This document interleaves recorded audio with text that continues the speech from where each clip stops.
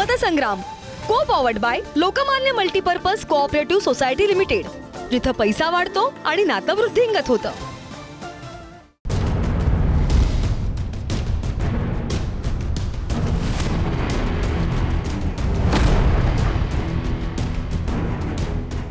नमस्कार, मी प्रसन्न जोशी. पुढारी न्यूजच्या मतसंग्रामच्या या विशेष सत्रामध्ये आपल्या सगळ्यांचं स्वागत, विशेष कार्यक्रमात स्वागत.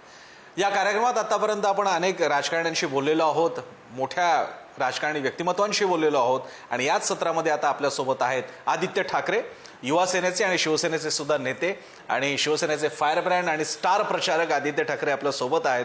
आणि रात्री उशिरा ही मुलाखत आम्ही कदाचित शेवटची मुलाखत आम्ही करतोय. आदित्य, तुमचं स्वागत पुढारी न्यूजवर. धन्यवाद. आदित्य, माझा पहिला प्रश्न, मला वाटतं ही पहिली आता मुलाखत सुरू झाली, अजून ह्याच्यानंतर अजून एक दोन आहेत. याच्यानंतर आणखी मुलाखती आहेत. या तो जो असता आपकी तंदुरुस्ती का राज क्या है?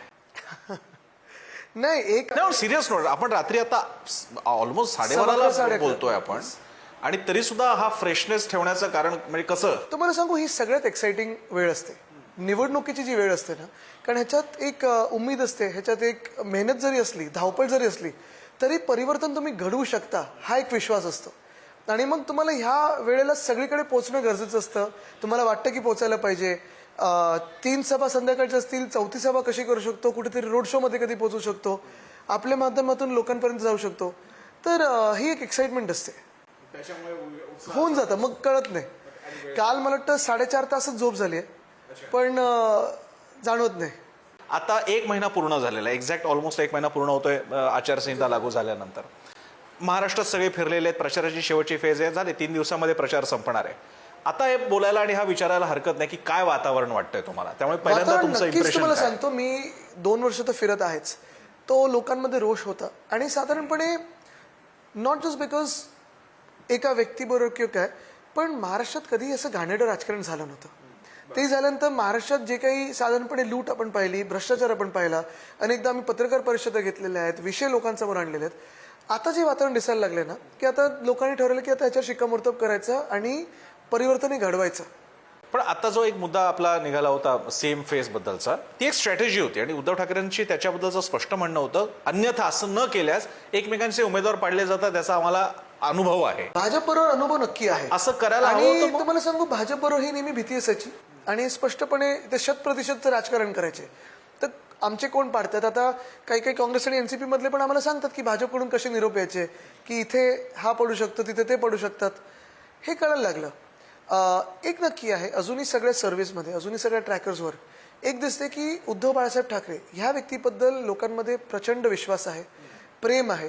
आणि साधारणपणे या प्रेम आणि विश्वासामुळे महाविकास आघाडीला फायदा होईल. पण मग हा फेसच दाखवला असता तर, पण साठी शिवसेना उद्धव बाळासाहेब ठाकरेचा फेस हा आहेच, उद्धव बाळासाहेब ठाकरे आहे, कारण याच्यात शिवसेना पण आहे, उद्धव ठाकरे पण आहे, बाळासाहेब ठाकरे पण आहे.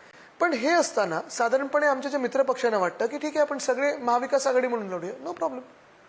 आणि हेच आम्ही सांगतोय की हे कुठेही स्वार्थाची निवडणूक नाहीये ना, आमच्या पदाची निवडणूक आहे. नाही, उद्धव ठाकरे तर म्हणालेच होते की कुणाचाही जाहीर करा, आमचा पाठिंबा असेल ही आमची मान्यता होती. मग तसं करायला हवं होतं असं वाटतं का? मला वाटतं आता त्याच्या खूप पुढे गेलो आम्ही.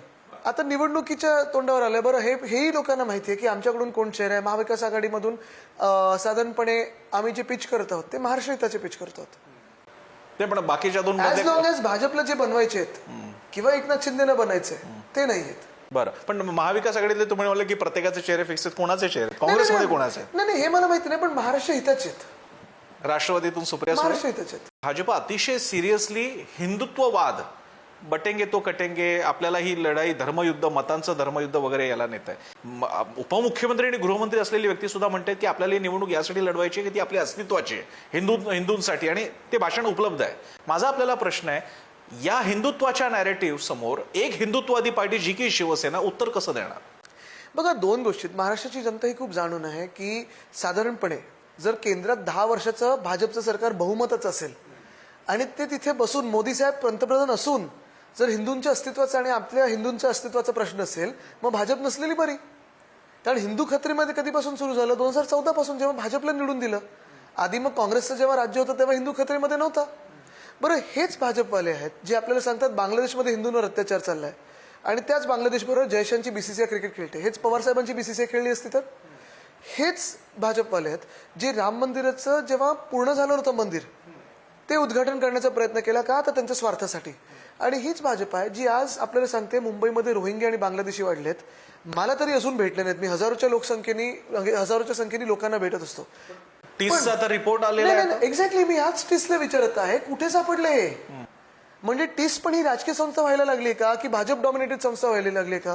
कारण जर टीसला असे कुठेतरी दिसले असतील बांगलादेशी असतील रोहिंग्या असतील ह्याच्यात दोन प्रश्न असे उपस्थित होतात. एक तर तुम्ही सांगताय का की देशाचे गृहमंत्री हे फेलियर आहेत, अमित शहा हे फेलियर आहेत, की प्रधानमंत्री हे फेलियर आहेत.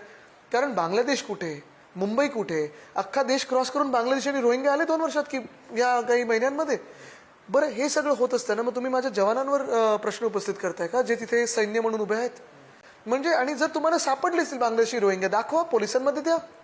पण मनात भीती निर्माण करायची आणि भाजपला मतदान करून घ्यायचं हे जे राजकारण आहे ना हे खूप दूषित करणारं राजकारण आहे, गढूळ करणारं राजकारण आहे. कधी बघा महाराष्ट्रात मॉब लिंचिंग हा प्रकार नव्हता. कधी तुम्ही काय खाता ह्याच्यावर तुमचा धर्म कधी ठरत नव्हतं. तुम्ही कुठच्या रंगाचे कपडे घालता. आपला धर्म एवढं उथळ नाही, आपला धर्म खूप डीप आहे, एवढं शॅलो नाही आहे. मग जेव्हा भाजप म्हणतं बटेंगे तो कटेंगे वगैरे याचा एक इम्प्लाइड अर्थ असा आहे, अनुस्यूत अर्थ असा आहे की मुसलमानांपासून हिंदूंना वाचवण्यासाठी मुसलमानांनी जसं वो जिहाद केलेला आहे तसं आपण मतांचा धर्मयुद्ध केलं पाहिजे. मोदी साहेब माझा प्रश्न आहे मुसलमानांपासून धोका आहे का. नाही तुम्हाला सांगू मोदी साहेब उलट एक छुपा मेसेज देतात, एक रहेंगे तो सेफ रहेंगे मध्ये.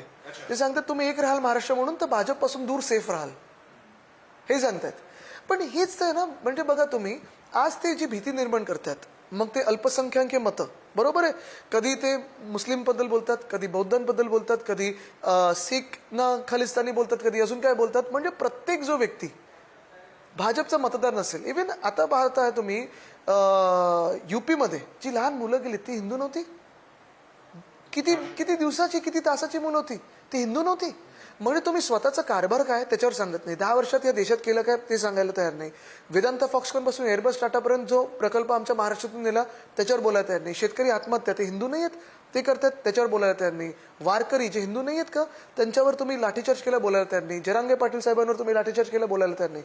पण हे सगळं होत असताना मुस्लिम मतदान करतायत, सिख करतायत, बौद्ध करतायत किंवा कोणी करत असतील याच देशाचे नागरिक आहेत ना. पण हेच मोदी साहेब ह्या देशाच्या नागरिकांमध्ये हिंदू मुस्लिम वाद निर्माण करतात किंवा सिख वर्सेस हिंदू वाद निर्माण करतात. पण हेच मोदी साहेब जाऊन नवाज शरीफला मिठी मारतात. हेच मोदी साहेब जाऊन नवाज शरीफचा केक कापतात, तिथे बिर्याणी खातात. मग हे कुठचं धोरण आहे. म्हणजे तुम्हाला आमच्या देशातले मुस्लिम लोक पण पाकिस्तानमधले पाहिजेत का भाजपला. मग शिवसेनेला आपल्या देशातले राज्यातले हे मुस्लिम सगळे आपल्या भारताचे नागरिक आहेत. आणि जेव्हा आम्ही सेवा करतो किंवा आम्ही सरकार चालवतो मग कोविडमध्ये जीव वाचवण्यापासून कोणाला नोकरी देण्यापर्यंत असेल, कोणाला तिकीट देण्यापासून कोणाला मंत्री बनवण्यापर्यंत असेल, जो कोणी कार्यकर्ता किंवा जी किंवा कोणी कार्यकर्ता काम करते ती सेवा करते त्यांना जातपात धर्म न पाहता त्यांच्याबरोबर तुम्ही तो न्याय दिलाच पाहिजे त्यांना. पण भाजपचं म्हणणं आहे आता मुसलमान म्हणजे एक तर त्यांच्या मशिदीतून मनसेचे राज ठाकरे पण म्हणाले की फतवे काढले जात आहेत किंवा कोणते एक मौलाना आहेत ते म्हणतात की RSSचे सरसंघचालक जेव्हा एका मशिदीत जातात किंवा मद्रासात जातात तेव्हा चालतं, दुसरे पक्ष जातात तेव्हा नाही चालत काय ना. हेच आहे. आणि मनसेची पण भूमिका अशी झाली ना दुर्दैवाने असं झालंय की ते गुंसे झालंय. गुजरात नवनिर्माण सेना झालंय. बघा त्यांनी पाठिंबा कोणाला दिला होता बिनशर्त मोदी साहेबांना. हेच मोदी साहेब जे आपल्याकडून सगळे उद्योगधंदे नेतात गुजरातला. मला जे वाटलेलं किंवा आपल्याला जे वाटत होतं की आतापर्यंत मनसे हे महाराष्ट्रातल्या मराठी भूमिपुत्रांसाठी लढत होती पण आपल्याच भूमिपुत्रांच्या नोकऱ्या 5 लाख गेल्यात ना गुजरातला. हा खरं तर माझा नंतर येणारा प्रश्न होता. पण भाजपचं याबद्दल असं म्हणणे तुम्ही जेव्हा म्हणता की आपले प्रकल्प तिकडे चालले भाजपचं म्हणणे पण तुम्ही तर स्टे ऑर्डरवाले सरकार होता.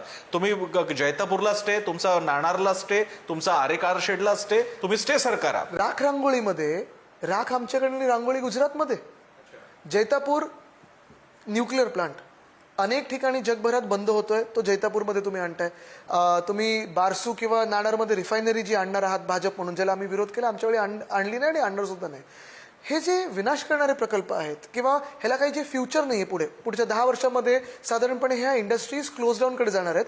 त्या इंडस्ट्रीज तुम्ही आम्हाला देताय. त्यापेक्षा वेदांता फॉक्सकॉनचा प्रकल्प का नाही दिलात.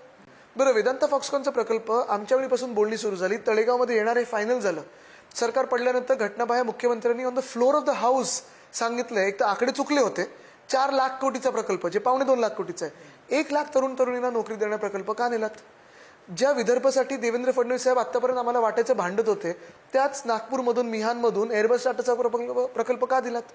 रोह्यामधून बल ड्रग पार्कचा प्रकल्प का दिलात गुजरातला? मेडिकल डिव्हाइस पार्क छत्रपती संभाजीनगरमधून का दिलात? हे सगळे जे प्रकल्प आहेत, आपल्या इकडचं आर्थिक केंद्र का नेलं गुजरातला? आणि बघा, मी हे पण नाही सांगणार की गुजरातला देऊ नका, गिफ्ट दिले ना द्या, नो प्रॉब्लेम. आमच्या मुंबईचं पण आर्थिक केंद्र द्या आम्हाला, कर्नाटकाला पण एक द्या, एक बेंगालला द्या. हाच प्रश्न सुप्रिया सुळे विचारत होत्या, असाच याच लाईनवर विचारतायत त्या. देवेंद्र फडणवीस काल परवा ऑन द रेकॉर्ड सांगतायत की भारतामध्ये गेल्या 10 वर्षामध्ये किंवा आता नुकतीच सुद्धा झालेल्या एकूण परकीय गुंतवणुकीच्या 52% इन्व्हेस्टमेंट एकट्या महाराष्ट्रात झाली आहे. आता हीच तुम्हाला सांगतो, ही एफडीआय मध्ये गफलत काय होते की आपण एफडीआय हा आकडा म्हणून पाहतो, पण एफडीआयचं कन्व्हर्जन जॉब क्रिएशन मध्ये किती आहे? एफडीआय तुमच्या कंपनीमध्ये येऊ शकतं आणि तुमची कंपनी तुमचं व्हॅल्युएशन वाढू शकतं, पण तुम्ही एक सुद्धा नोकरी नाही निर्माण केली तर त्या एफडीआयचा अर्थ काय? त्यांचंही तुमच्यावरती म्हणणं असतं की तुमच्याकडे तुमच्या मातोश्रीच्या एकाची 2 मातोश्री झाली, तुमच्या सुद्धा तुम्हाला सांगू सगळीकडे का? प्रॉपर्टी झाल्या, आता- तुमच्या लोकांच्या मग वायकर वगैरे जी मंडळी आहेत तर त्यांच्याकडे हो. गेलेत, पण त्यांच्या संपत्तीचे डॉक्युमेंट सुद्धा तेव्हा काढण्यात आले 100% होते. काढा ना. उलटा आम्ही तर आमच्यामध्ये होतो तेव्हा पण सांगायचो की एकही भ्रष्ट माणसाला आम्ही जसं भाजप वॉशिंग मशीन मध्ये टाकतात तसं वॉशिंग मशीन मध्ये टाकणार नाही, वाचवणार नाही. जे कोणी भ्रष्ट असतील त्यांच्यावर कारवाई झालीच पाहिजे, असं भाजप म्हणू शकतं का? आणि हेच मी सांगतो ना, मग एकनाथ शिंदेचा जो ठाण्यात मोठा बंगला बनतो तो एकरांमध्ये पसरलेला आहे, त्याच्याबद्दल कोण बोलणार? महाबळेश्वरमध्ये जो हेरिटेज बंगला घेतलेला आहे 100 कोटीचा किती घेतला विचारा. तेच कॉन्ट्रॅक्टर बाणगंगेचे कॉन्ट्रॅक्टर ज्याची वाट त्या कॉन्ट्रॅक्टरनी लावली. शेत जे वाढले गेले 2-3 वर्षामध्ये, ती काय शेती करतात अमावस्या आणि पौर्णिमेच्या दिवशी मला माहित नाही, पण करतात आणि यशस्वी ठरली आतापर्यंत. हेलिकॉप्टर जातात, एबी फॉर्म घेऊन हेलिकॉप्टरनी पाठवलेलं आहे एबी फॉर्म. तुम्ही हा जो सगळे आकडेवारी आणि हे सगळे सांगतायत दाखले, जर का मविया सरकार आलं आणि तुमचं म्हणणं की ते येणारच चौकशी आहे, करू. तर या गेल्या 2.5 वर्षातल्या शासनाचे धोरण आणि निर्णय आणि त्यातले जे सगळे रूलर्स आहेत, सगळे नेते मंडळी मंत्रीपद, यांच्यावरती तुम्ही चौकशी करायलाच लागेल, कारण अशी बघा, चौकशी समिती नेमून या सगळ्याचा आढावा वगैरे घेतला करायलाच जाईल. लागेल आपल्याला. आणि ही फ्री अँड फेअर चौकशी असेल, म्हणजे कुठेही म्हणजे राजकीय- उदाहरणार्थ जेव्हा इंदिरा गांधींच्या नंतर जनता सरकार आलं होतं, त्यांनी इंदिरा गांधींच्या निर्णयासाठी अशी समिती नेमली होती की काय काय केलं होतं वगैरे. तुम्ही अशी समिती वगैरे नेमून काही करायचा बघा, मी विचार तुम्हाला करताय? तुमच्याकडे ते पेपर्स देतो. मागच्या वर्षीचा रस्त्याचा घोटाळा, या वर्षीचा रस्त्याचा घोटाळा, तुम्ही आकडे पाहाल ना, कार्टेलायझेशन आणि तुम्ही भ्रष्टाचार कसं एकनाथ झालं. शिंदेच्या संपत्तीची चौकशी कराल सरकार आल्यावर? आम्ही जे कोणी ह्या राजवटीत ज्यांनी ज्यांनी महाराष्ट्राला लुटलेलं आहे, ज्यांनी ज्यांनी कॉन्ट्रॅक्टर्सची मदत केली, ज्यांनी ज्यांनी आवडत्या बिल्डर्सची मदत केली, सगळ्यांची चौकशी एकनाथ शिंदेची चौकशी करणार? निश्चितपणे. जे कोणी ते पळाले कशासाठी, त्यांचे जे सहकारी होते 2 महिने ईडी मध्ये गायब का होते, हे माहिती तर काढायला लागणार ना. आम्हाला पण क्युरिओसिटी आहे की का गेले. पण एकनाथ शिंदेची करत असताना त्याच्या मागची जी महाशक्ती आहे त्याच्याबद्दल तुम्ही काही बोलत नाही आहात? हा कुठची? पॉलिटिकली करेक्ट राहणार? कुठची महाशक्ती? म्हणजे मग भाजप आलं, देवेंद्र फडणवीस आहेच. आले, सगळे नाही, म्हणून मी नेतेगण तुम्हाला आले. सांगतो, बघा, नुसतं एकनाथ शिंदेनी, ती व्यक्ती डरपोक होती, ते पळाले, ते पकडून सगळे 40 प्लस भाजप, जे कोणी म्हणजे कोणी अधिकारी असेल, कोणी मंत्री असेल, कोणी कार्यकर्ता असेल, जे कोणी भ्रष्टाचारी असतील, ज्यांच्यावर आरोप झालेत, त्याची चौकशी आम्हाला करायला लागेल. मुसलमानांची मतं मवियाला मिळत आहेत. आताच्या लोकसभेच्या वेळी सुद्धा मुंबईमध्ये सगळ्या जिकडे जिकडे शिवसेनेचा विजय झाला तिकडे मुसलमानांचं जाणवत होतं की मोठ्या प्रमाणात मतदान झालं. तुमच्या सभांना मुसलमान असतात, म्हणजे हिंदू हृदय सम्राट बाळासाहेब ठाकरेंचा विजय असो, इकडे मुसलमानांचे हात वर होतात. अशी पण ही म्हणजे चांगली गोष्ट आहे ना. वार्ताहर सुद्धा इंटरेस्टिंगली सांगतात की आम्ही असं कधी चित्र बघितलं नव्हतं. याकडे तुम्ही कसं पाहताय? या क्षणी हे टेक्निकली सगळे- मुसलमानांची मुंबईतला नेतृत्व हे उद्धव ठाकरे बनतायत. तुम्हाला सांगू, हेच मोठं चिन्ह आहे, संकेत आहेत की महाराष्ट्र धर्म सगळे पाळत आहेत. सगळ्यांनी पाहिलेलं आहे की महाराष्ट्राला भाजपाने आणि एकनाथ शिंदेनी कसं लुटलेलं आहे.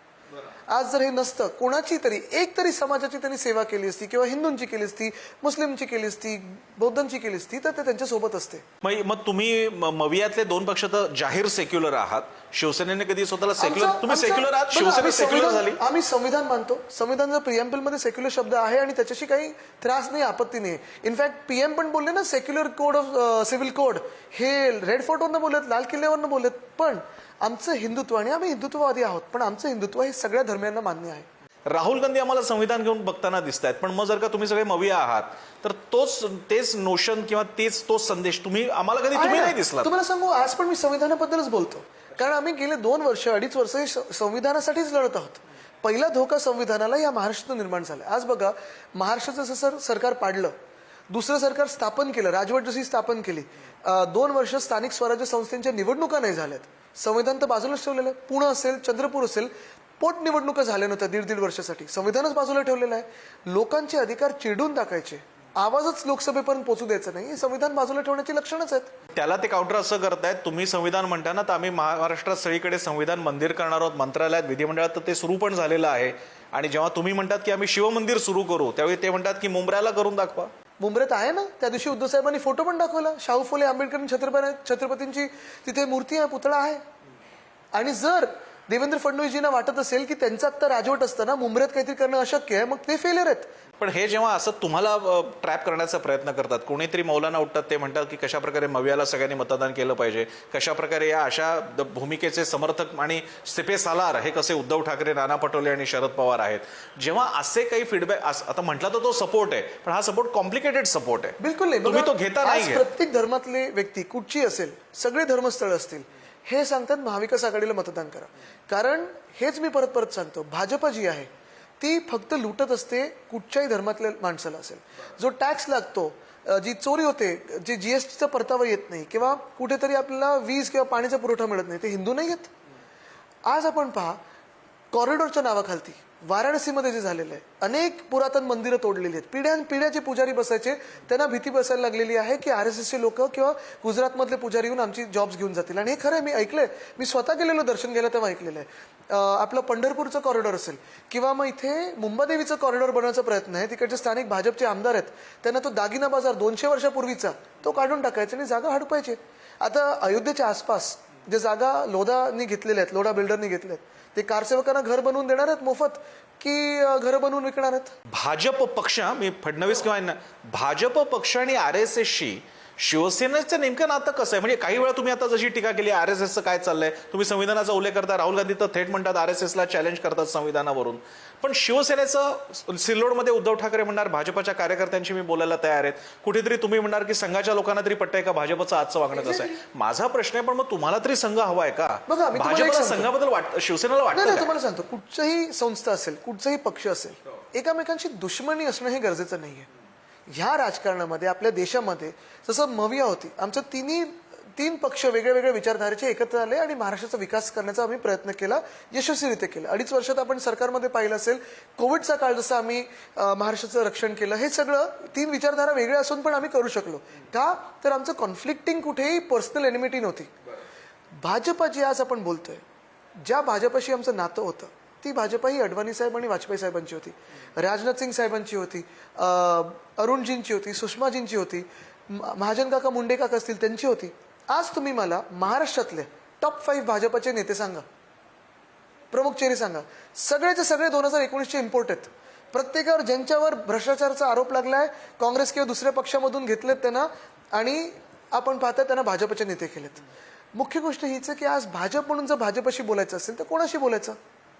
सो भाजप आणि दुसरी गोष्ट RSS म्हणजे हा शिवसेनेचा शत्रू नाहीये. कोणीच कोणाचा शत्रू नसायला पाहिजे, पण ज्या पद्धतीने आत्ताची जी भाजप आहे, जी भ्रष्टाचारांची भाजप झालेली आहे, म्हणजे ते नेते झाले, ते नेते झाले, पक्ष नाही. सो भाजप आणि RSS ही शिवसेनेचे शत्रू नाही. जे नेते भाजपाचे आमचा महाराष्ट्र लुटत आहेत, त्याच्याशी आम्ही हातमिळवणी करू शकत नाही.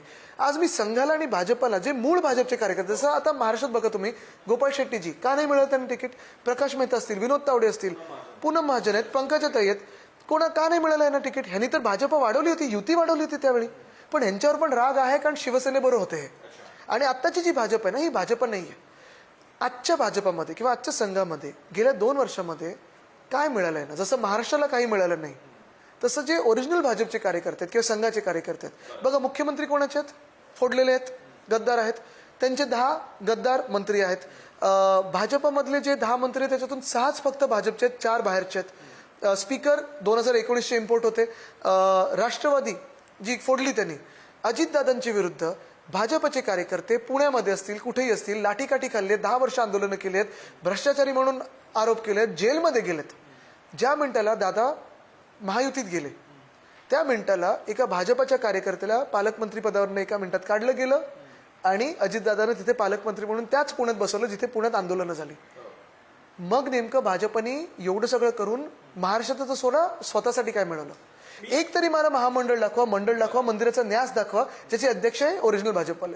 शिंदे ज्यांच्याबद्दल म्हणजे एक स्वाभाविक कटुता येणं पण स्वाभाविक आहे आणि त्याबद्दल टीका सुद्धा उद्धव ठाकरेंकडनं किंवा आपल्याकडनं होत असते, पण तरी सुद्धा लोकसभेने हे दाखवून दिलेलं आहे की शिवसेना कोणाची याचा त्या अर्थाचा फैसला अजून झालेला नाही जो जनतेच्या न्यायालयात होणं अपेक्षित आहे. त्यांचाही परफॉर्मन्स आहे, तुमचाही आहे. चोरीच्या मालाला पण एक रिसेल व्हॅल्यू असते ना, तुम्ही काही चोरलं बरं. त्याला रिसेल व्हॅल्यू असतेच पुढे. बरं, पण नुसतं तुमचं सूट कोणीतरी चोरला, तो चोर का तुमचा मालक होऊ शकत नाही त्या सूटचा, तो पुढे विकूही शकतो.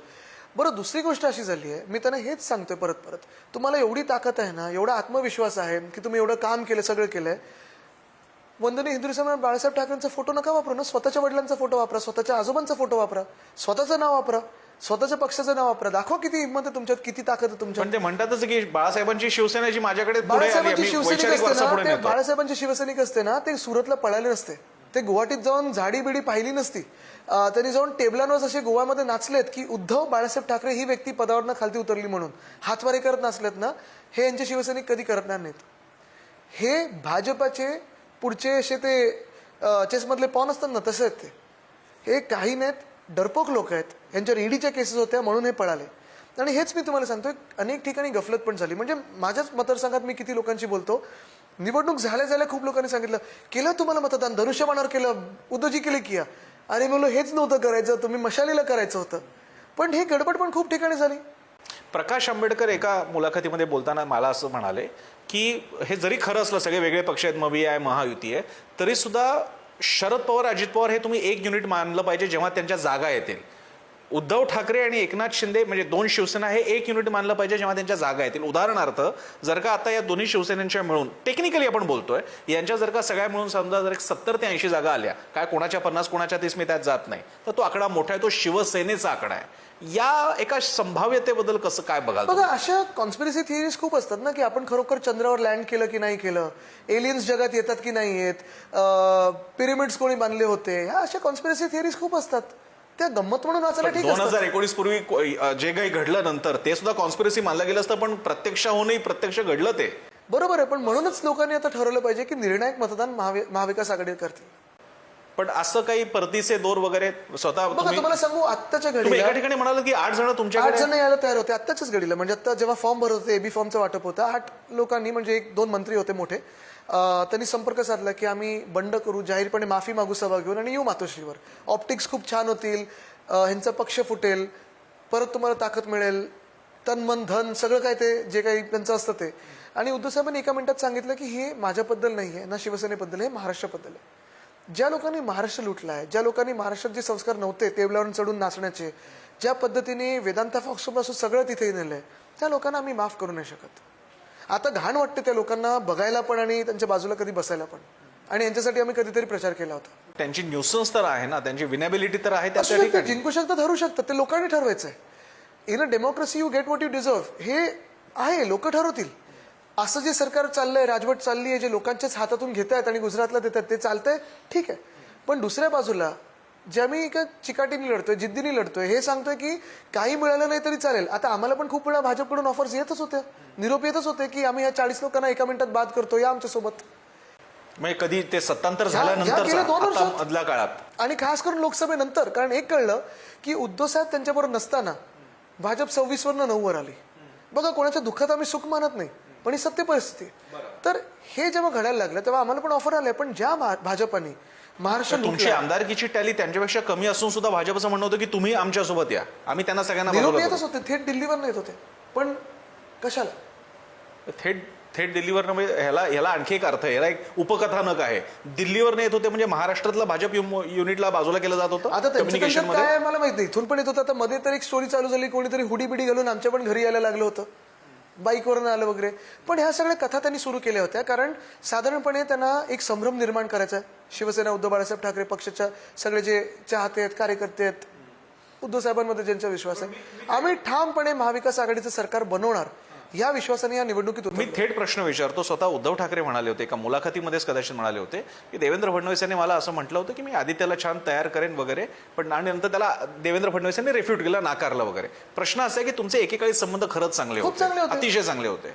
माझा आपल्याला प्रश्न आहे की या सगळ्या समीकरणामध्ये देवेंद्र फडणवीस आणि ठाकरे घराण्याचं नेमकं सिच्युएशन कशी आम्हाला दुःख या गोष्टीचं आहे की जो त्यांनी शब्द आम्हाला आणि अमित शहाजींनी शब्द आम्हाला आमच्या आजोबांच्या रूममध्ये म्हणजे मोठ्या साहेबांच्या रूममध्ये दिला होता, ती खोली आमच्यासाठी मंदिर आहे.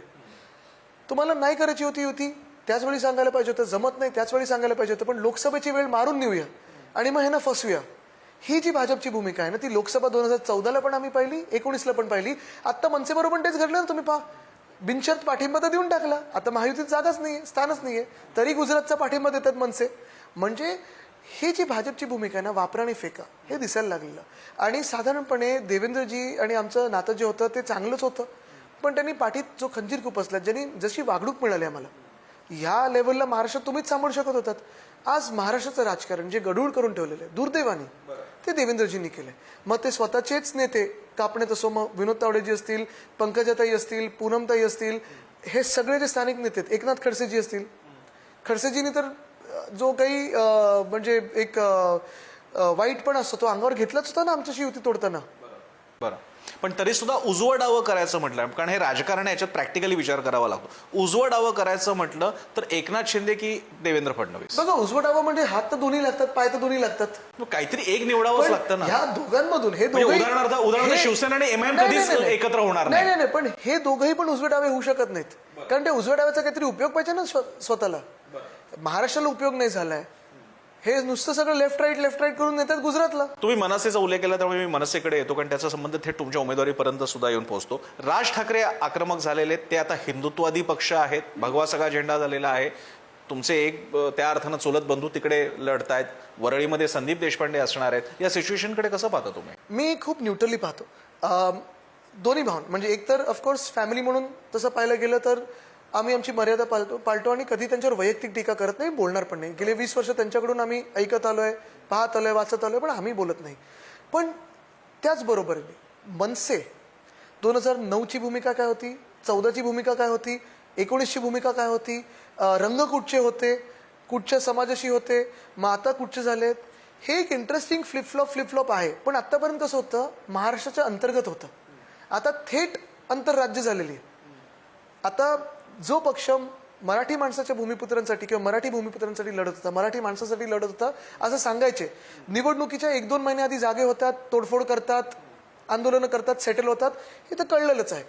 पण जो पक्ष सांगायचा की आम्ही भूमिपुत्र महाराष्ट्राच्या भूमिपुत्रांसाठी लढतोय, बिनशर्त पाठिंबा भाजपला, बिनशर्त पाठिंबा मोदी साहेबांना, ह्याचाच अर्थ हा होतो की तुम्ही वेदांता, फॉक्सकॉन, एअरबस, टाटा, बलरग पार्क, 5 लाख नोकऱ्या ज्या गुजरातला दिल्यात त्याला तुम्ही बिनशर्त पाठिंबा दिलाय. बिनशर्त पाठिंबाचा हा पण अर्थ होतो की वारकऱ्यांवर जो लाठीचार्ज झाला, जो जरांगे पाटील साहेबांवर लाठीचार्ज झाला, त्याला तुम्ही बिनशर्त पाठिंबा दिलाय. तुम्ही जेव्हा मनसेला गुणसे म्हणतात, गुजरात नवनिर्माण सेना, त्यावेळी ते तुम्हाला असं म्हणतात की तुम्ही एकीकडे एकदा म्हणायचे खान की बाण, आणि तुमचा आता एक उमेदवारच खान आहे आणि त्याचं पत्रक उर्दूत आहे. तुम्ही मनसेची पहिली सभा बघा ना, ती स्क्रिप्ट काय होती, 3 रंग होते, सगळं काही पाहिजे होतं आम्हाला, हे पण जात व्हावी, हा पण समाज हवा. मग ते ट्रान्झिशन कसं झालं? आणि म्हणून लोकांना हे माहिती आहे की हे फ्लिपफ्लॉप तर होतेच. म्हणजे कधी इंडिपेंडेंट कोणाशी सोबत नाही, मग कधी मोदी साहेबांना पाठिंबा पण शिवसेनेच्या विरोधात, तेव्हा ते चिकन सूप वगैरे काढलं होतं.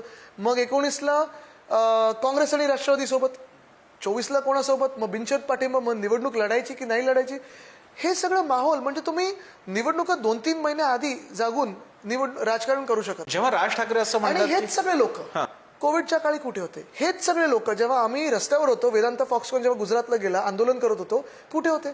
एअरबस, टाटा गेला तेव्हा कुठे होते? भ्रष्टाचार झाले तेव्हा कुठे होते? त्यांचं म्हणणे टोलच्या वेळी शिवसेना कुठे होती, जेव्हा मशिदीवरच्या भोंग्यांचा मुद्दा होता तेव्हा शिवसेना कुठे गेले 2 होती? वर्ष कुठे होते ते?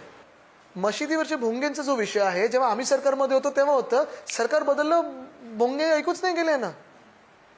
टोलचा पण मुद्दा थोडं इकडे तिकडे काहीतरी करतात, मग सेटल होऊन जातात. मुंबई गोवा महामार्ग मोर्चा काढणार होते, लगेच वरतून फोन आला, मोर्चा बंद. वरळीला आता कशी स्थिती बघता तुम्ही? चांगली स्थिती आहे. नाही, अशी चांगली स्थिती आहे, ऑब्व्हियस उत्तर झालं. पण आज मिलिंद देवरा तिकडे आहेत, संदीप देशपांडे आहेत, मागच्या वेळी तशी स्थिती नव्हती. अशा स्थितीमध्ये बघा तुम्हाला सांगू, आणि वरळीत पुन्हा मिलिंद देवरा आता म्हणतात बाहेरचा आणि इथला स्थानिक, ते 2दा लोकसभेत पराभूत ह्याचसाठी झाले होते कारण त्यांनी लोकसभेत जिंकून देखील तिथे काम नाही केलं, लोकांमध्ये फिरले नाहीत. त्यांना गिटार आवडते, त्यांनी 2018 आणि 19मध्ये आमच्या घरी येऊन पण सांगितलं होतं की राजकारण बाहेर जायचंय, गिटार वाजवायची आहे, आमच्या पक्षात यायचंय. मी त्यांना सांगितलं आम्हाला आमच्याकडे स्थान नाहीये, असंच यायचं तर या. पण हे पण त्यांना सांगितलेलं की ज्या गांधी परिवाराला ते धोका देत आहेत, जे काँग्रेस सोडत आहेत, 22 मध्ये पण सांगितलं आणि आता डिसेंबरमध्ये पण सांगितलं, ते मित्र आहेत त्यांचे, त्यांच्या घरी मैत्री म्हणून ते यायचे. देवरा परिवार जे असेल ते सगळं काही गांधी परिवारामुळे ना, मग त्यांना धोका देणं कितपत योग्य? कारण तुम्हाला स्वतःची निवडणूक तुम्ही हरलात आणि राज्यसभा मिळाली नाहीत. बरं, दुसरी गोष्ट म्हणजे हे काही काही लोक तर कोविडच्या वेळी फार्म हाऊसवर होते, आमच्या पक्षात यायचं होतं. तर ठीक आहे, मला त्यांच्यावर वैयक्तिक बोलायचं मुरली नाही. देवरा पण हे- शिवसेनेत येणार होते. नाही मिलिंद, सॉरी माफ करा, पण मिलिंद तुम्हाला देवरा सांगतो, शिवसेनेत येणार होते. मुरलीभाईंना त्यांच्याबद्दल खूप आदर आहे. त्यांचे वडील खूप मोठे व्यक्ती होते, त्यांचं आणि आमचं नातं वेगळं होतं. त्यांना महापौर बनवण्यात माझ्या आजोबांचाच हात होता. काँग्रेस म्हणून त्यांना पाठिंबा दिला होता. तेच आता आम्हाला पाडण्याचा प्रयत्न करतात. हे सगळं ठीक आहे. दादरमध्ये- राजकारण हे राजकारण असतं, मी समजू शकतो. पण यायचं असेल निवडणुकीत ना, टाइमपास म्हणून येऊ नका. राज्यसभेचा राजीनामा द्या, निवडणूक लढवा. मनसे पण लढते. तेच मी सांगतोय की जे लोक आता गुजरात बद्दल बोलायला लागलेत, गुजरात हिताबद्दल बोलतायत, ते आम्हाला शिकवणार. दादरमध्ये अमित ठाकरे येत आहेत. एक तर तिकडे मुख्यालय शिवसेनेचं आणि दुसरीकडे नाही म्हटलं तरी ते नातं तर टाळताच येत नाही. अमित ठाकरे, 2 ठाकरे आता निवडणुकीत आहेत. एक कशी सिच्युएशन, 2 तुम्हाला तरुण खरं ठाकरे. सांगू, ही कुटुंबाची निवडणूक नाहीये. आणि म्हणून आम्ही तिथे महेश सावंतजी आमचे जे उमेदवार आहेत, कार्यकर्ते आहेत, निष्ठावंत आहेत. गेले 5 वर्ष त्यांनी खूप सायलेंटली काम केले, लोकांची सेवा केलेली आहे. आत्ता पण तुम्ही त्यांच्यासोबत जो एक जनप्रवाह आहे तो बघा, खूप चांगला सपोर्ट मिळतोय. आणि ह्याच काही गोष्टी तुम्हाला उदाहरण सांगतो. आता माहीममध्ये कोळीवाडा आहे, वरळीत आहे. कोळीवाडा ज्या भाजपला मनसेनी पाठिंबा दिलाय, ज्या एकनाथ शिंदेना ठीक आहे आता थोडे वादावादी दाखवतात, पण ते आतून सगळे एकच आहेत. तेच कोळीवाडे हे ना भाजपला आणि एकनाथ शिंदेना क्लस्टर डेव्हलपमेंटमध्ये टाकायचे आत्ताच्या ड्राफ्ट हाऊसिंग पॉलिसीमध्ये. क्लस्टर म्हणजे SRAचं दुसरं गोंडच नाव हे क्लस्टर आहे. एकरांवर बसलेले कोळीवाडे आणि गावठाणं महाराष्ट्रातली क्लस्टरमध्ये टाकणार. ते माहीम मनसे किंवा भाजपला पाठिंबा देऊ शकतं का, किंवा एकनाथ शिंदेना पाठिंबा देऊ शकतं का? शेवटच्या प्रश्नाकडे जाण्यापूर्वी एक प्रश्न विचारतो, आणि हा कौटुंबिक आणि अगदी एक कॅन्डिड प्रश्न आहे. हा अमित ठाकरे उभे राहतात निवडणुकीत, येणं सोपी गोष्ट नाही. कॅन्डिडेट आणि कॅन्डिडेट मध्ये मी फरक करतो. हा, पण मी कॅन्डिडेट बद्दल म्हणून मी candidate बद्दलच बोलतोय. कॅन्डिडेट होत आहे ती गोष्ट सोडा. मी तर म्हणतो ते उमेदवारीला उभे राहिले तेही सोडून द्या. पण अमित ठाकरेंबद्दल सोबतची शेवटचं कधी एकत्र आला तुम्ही? आम्हाला हे माहिती की राज ठाकरे उद्धव ठाकरे शेवटचे भेटले नाही, अनेक वर्ष आठवत नाही. पण त्यांना आता काही काळापूर्वी त्यांना बाळही झालं वगैरे. या काळात काही कौटुंबिक तुमचं होतं खरं असं? सांगू, कधीच नाही झालं. म्हणजे असं कधी भेटगाठ पण होत नाही आणि तसं बोलणं झालं नाही. फोनवर नाही, हँगिंग असं तसं पण हँगआउट पण असं काही नाही. आपण 2 प्रश्न फक्त शेवटच्या मध्ये एक उपप्रश्न पण घेऊया. पहिली गोष्ट, तुम्ही म्हणताय की मवियाचं सरकार येणार आहे. असं झाल्यामध्ये हे तर नक्की आहे की एक साधारणपणे असं चित्र आहे की काँग्रेस मोठा असेल आणि बाकीच्या दोघांचं एक समसमान असेल. अशा स्थितीमध्ये सीएम, डेप्युटी सीएम याची स्थिती कशी असेल, मुळात कसं असेल सत्तेचं? बघा, तुम्हाला सांगू, काँग्रेसनी चांगलं परफॉर्म करावं, आम्ही चांगलं परफॉर्म करू, राष्ट्रवादी करेल. कोण मोठं कोण छोटं हे आमच्या मनातच नाही. म्हणजे लोकसभेत पण जेव्हा काँग्रेसनी परफॉर्म चांगलं केलं, आम्हाला आनंदच झाला. ही भूमिका आमची भाजपसोबत पण असायची की आमच्या मित्रपक्षांनी चांगलं परफॉर्म केलं, आनंदच आहे.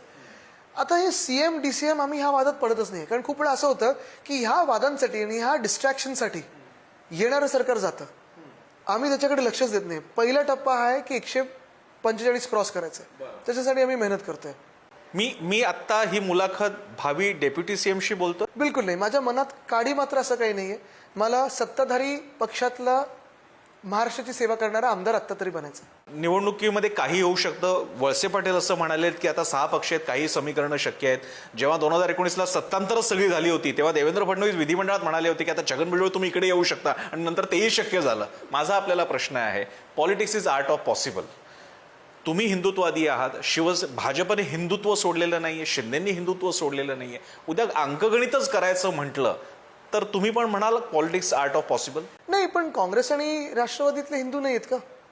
आणि आमचं हिंदुत्व हे भाजपकरण नाहीये, भाजप सर्टिफिकेट नाही देऊ शकत. आणि तुम्हाला अजून एक सांगतो मी की आर्ट ऑफ पॉसिबल हेच आहे की महाविकास आघाडीचं सरकार. तुम्हाला भाजप अस्पृश्य आहे, देवेंद्र फडणवीस अस्पृश्य आहेत? आता माझ्या पणजोबानीच स्पृश्यवाद हा मिटवण्याचा प्रयत्न केला आणि लढले त्याच्या विरुद्ध. पण महत्वाची गोष्ट हे आहे की हात मिळवणे, ज्या व्यक्तींनी महाराष्ट्राला मागे नेण्याचं काम केलं, ज्या लोकांनी महाराष्ट्र लुटण्याचं काम केलं, तुम्ही आज विचार करा. आज उद्धव साहेब काय विचार करत असतील की जी शिवसेना त्यांनी 20-22 वर्ष मोठ्या साहेब असताना आणि त्यांच्या नंतर 10 वर्ष 12 वर्ष चालवली, ज्या लोकांना राईट फ्रॉम एकनाथ शिंदे तू सगळ्यांना पहिलं तिकीट विधानसभेचं, म्हणजे ते खोटं बोलतात की आनंद दिघे साहेबांच्या जवळ होते की मोठ्या साहेबांना, काही संबंध नव्हता. ते पिक्चरच्या स्क्रिप्टसाठी चांगले आहे. स्वतःला पिक्चरमध्ये यायचंच होतं. मी अजून 2-3 स्क्रिप्ट दिले असते, मी अजून 2-3 डिरेक्टरशी बोललो असतो. पण ज्यांना पहिलं तिकीट दिलं, सामाजिक ओळख दिली, मंत्रिपदं दिली, नगरविकासासारखं खातं दिलं, ह्या माणसांनी पक्षातून जाणं ही एक गोष्ट झाली. पण पक्ष फोडणं, निर्लज्जपणे पक्षाची चोरी करणं, त्याच पक्षप्रमुखावर आरोप करणं, टीका करणं, पाठीत खंजीर खुपसून पक्ष संपवण्याचा प्रयत्न करणं, त्याची सिक्युरिटी काढणं, कुठच्या परिस्थितीत जेव्हा 2 सर्जरी झाल्या होत्या सगळं काही. आणि मग आपण पाहतो की उद्धव साहेब काय विचार करतात, आज 6-6, 7-7 सभा घेतात.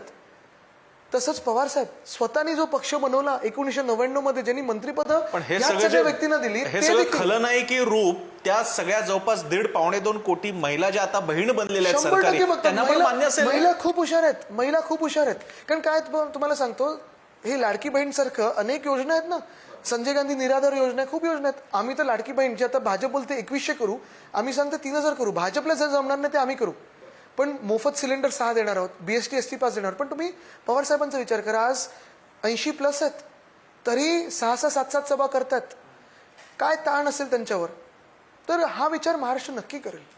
आदित्यजी, सविस्तर खूप मोठी मुलाखत झाली ही वेळ ठरलेल्या वेळेनुसार, आणि तुम्ही त्याच्यामध्ये काही अगदी महत्त्वाच्या गोष्टी पण सांगितलेल्या आहेत, रिव्हील केलेल्या आहेत. आणि त्याचप्रमाणे मविया सुद्धा जोरदारपणे जोमकसपणे उतरलेली आहे. आणि ही लढत सोपी नसणार एवढं नक्की, निकाल काही का कुठचीच लागेना. नसते. म्हणजे आणि कधी ती- उमेदवार असो किंवा नसो लढत सोपी नसते, पण कारण त्यामध्ये लोकांची मनं जिंकायची. तुम्ही खास करून, म्हणजे मी आदित्य ठाकरेंची मुलाखत घेतोय, तुम्ही इतक्या फुल फ्लेजेडली पूर्णतः निवडणुकीत उतरण्याची पहिली वेळ असेल त्या अर्थानं. नाही, ऑफकोर्स आता काय झालं की एक फेज मध्ये असल्यामुळे सगळीकडे धावपळ चालू आणि मजा पण येते. पण जास्ती फेज असले तर भाजपचे अजून मुद्दे पण एक्सपोज होत जातात. एक नक्की या मंथनातून लोकशाही मजबूत व्हावी, लोकांपर्यंत त्यानिमित्त व्हायला नवीन पाहिजे. चेहरे, नवीन मुद्दे. आणि बघा, अजून एक तुम्हाला सांगतो, मी इंटरप्ट करतो, पण सरकार आल्या पहिली गोष्ट जी आम्ही करू ते स्थानिक स्वराज्य संस्थांच्या निवडणुका लावू. नगरसेवक हे असायलाच पाहिजेत, कोणी जिंको कोणी हरो, पण हीच लोकशाही आहे. त्या लोकशाहीसाठी तुम्हाला शुभेच्छा, त्या लोकशाहीसाठी जनतेला सुद्धा शुभेच्छा. सगळा निकाल 23 तारखेला दिसेल. पण आदित्यजी, तुम्ही या मुलाखतीसाठी वेळ दिला, ज्यासाठी तुमचे खास आभार. थँक्यू, धन्यवाद. पुढारी न्यूजच्या या मतसंग्राममध्ये या विशेष मुलाखतीत आज आपल्यासोबत होते आदित्य ठाकरे. इथेच थांबूया, पाहत राहा पुढारी न्यूज. मतसंग्राम को powered by Lokmanya multipurpose cooperative society limited, जिथं पैसा वाढतो आणि नातं वृद्धिंगत होतं.